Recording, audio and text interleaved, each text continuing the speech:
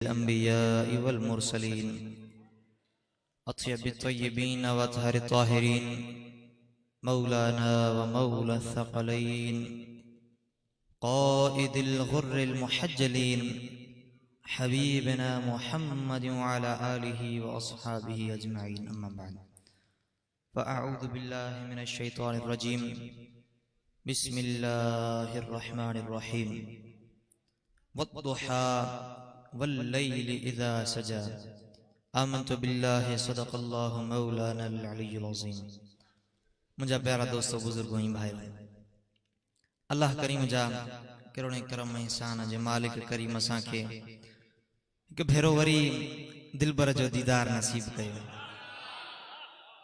महबूब करीम जी मीलाद जी हिन भलारी महफिल में सालेहाबाद में मुर्शिद जे भलारे पिड़ ते अचण जी तौफीक नसीब फरमाए।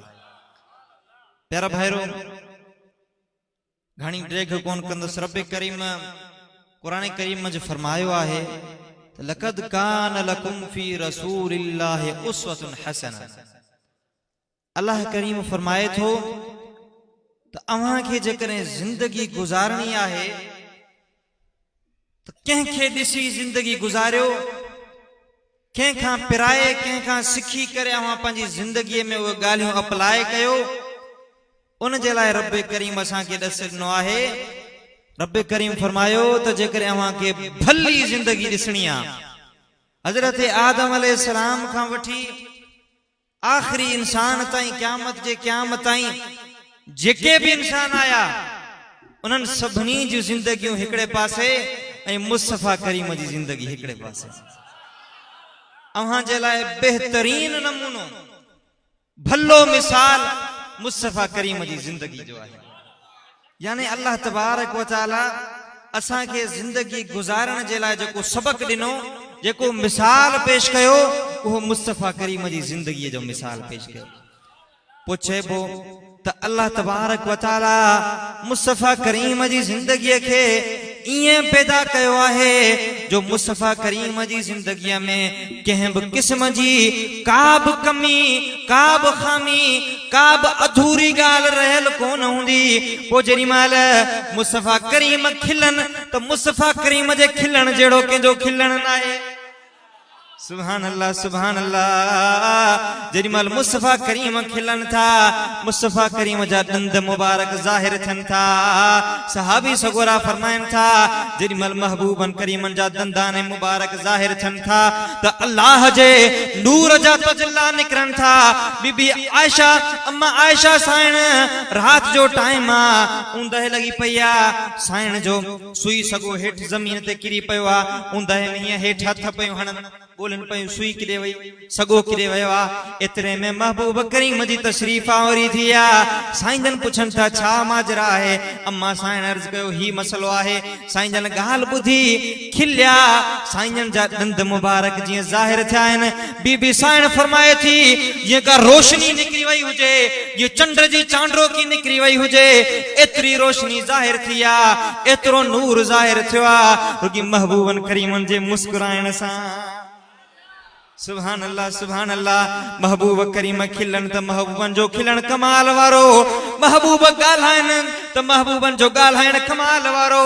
एडी मिठी गुफ्तार आ, एडी मिठी तकरीर आ जो दुश्मन भी चवण ते मजबूर थी वया त हिन माण्हू जे वेझो न वञो। जेरी महल गाल्हाए थो तो गाल्हाए नथो, इं थो लगे जण जादू थो करे, माण्हुनि जूं दिलियूं खसे थो वे। जेको हिन जो कलाम ॿुधे थो, जेका हिन जी ॻाल्हि ॿुधे थो, उहो पंहिंजो सिर ॿार बचा सभु कुझु हिन जवान ते कुर्बान करण जे लाइ तयार थी। सुभान अल्लाह सुभान अल्लाह। महबूब करीम जो गाल्हाइण कमाल वारो, महबूब करीम जो ॿुधण कमाल वारो, महबूबन करीमन जो ॾिसण कमाल वारो। अहिड़ो कमाल अता कयो अथनि जो सवे मेल परे जेकॾहिं को आशिक महबूबन करीमन के सॾड़ा थो करे तो आशिक के कंडो पेर में कराची में लगे थो ऐं सॾ करे थो। गुंबद खज़रा मां न सिर्फ़ सॾ ॿुधनि था पर पंहिंजे ग़ुलाम जा सॾड़ा वरना आहिनि बि था। सुभान अल्लाह। सुभान अल्लाह। एड़ो अल्लाह तबारक व तआला महबूबन करीमन के कमाल अता कयो आ। पो जेकरे महबूबन करीमन जो कमाल बुधण चाही थो त अच त दिलबर जी दरबार में अची दिस। सुभान अल्लाह सुभान अल्लाह।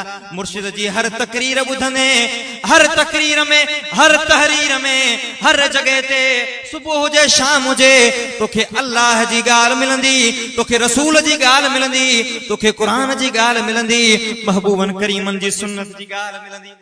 सुभान अल्लाह सुभान अल्लाह। वो जेकरे महबूबन जो शान अल्लाह जे कुरान में जहां पढ़नो अथई त मकाम मुस्तफा पढ़ी ॾिस।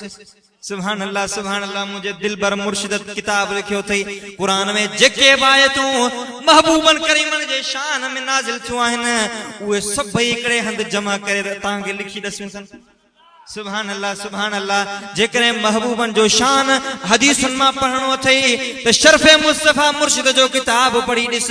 जेकरे महबूबन करीमन जे हुस्न जी वाखाण पढ़णी अथई त जमाल मुस्तफा पढ़ी ॾिस।